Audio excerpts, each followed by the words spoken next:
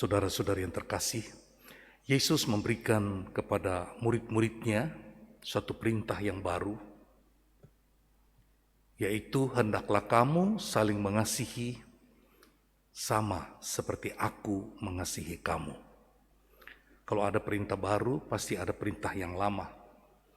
Perintah yang lama itu berdasar dari hukum Musa yang mengatakan, hendaklah kamu saling mengasihi seperti kamu mengasihi dirimu sendiri. Perintah yang lama itu berpusat kepada diri kita. Apa yang kita ingin orang perbuat kepada kita, perbuatlah demikian juga pada orang lain.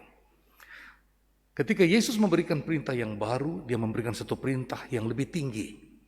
Pusatnya bukan pada diri kita, tergantung pada perasaan kita, tetapi tergantung pada Dia. Kita harus belajar mengasihi bukan menurut selera kita. Kita bukan hanya mengasihi menurut keinginan kita, tetapi kita harus mengasihi seperti Yesus mengasihi. Karena itu sehubungan dengan ajaran tentang pengampunan, Yesus tidak mengajarkan kita mengampuni orang yang minta maaf kepada kita saja, tetapi kita mengampuni supaya kita juga diampuni.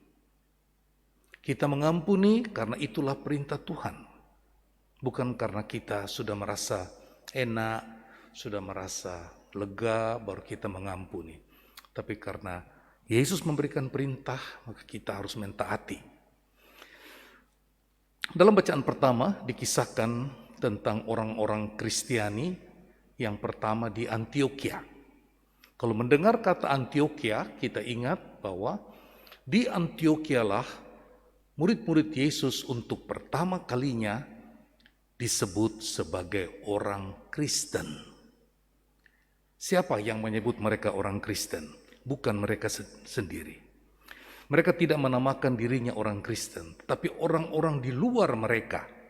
Ketika mereka melihat cara hidup dari murid-murid Yesus di Antiokhia, mereka mengatakan, lihat, mereka itu adalah orang-orang Kristen. Artinya orang-orang yang menyerupai Kristus. Seluruh hidup Yesus adalah kasih-Nya kepada kita. Karena kasih-Nya, Dia turun dari surga untuk kita. Karena kasih-Nya, Ia melakukan penyembuhan, Ia membangkitkan orang mati. Karena kasih-Nya, Ia juga menyampaikan sabda pengampunan. Karena kasih-Nya, Dia menuntun kita sebagai jalan kepada Bapa. Dan pada puncaknya, sebagai pernyataan kasih-Nya, Ia rela menderita,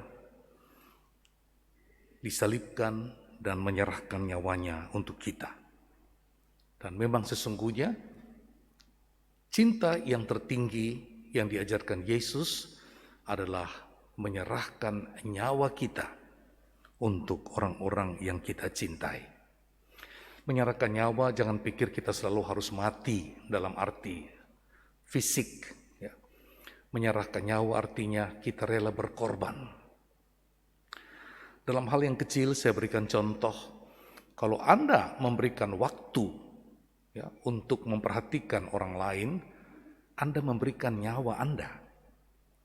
Ya, kalau usia kita misalnya tinggal 10 jam lagi dalam dunia ini, lalu kita memberikan setengah jam dari hidup kita untuk kebaikan orang lain. Kita sudah menyerahkan nyawa kita untuk sahabat-sahabat kita.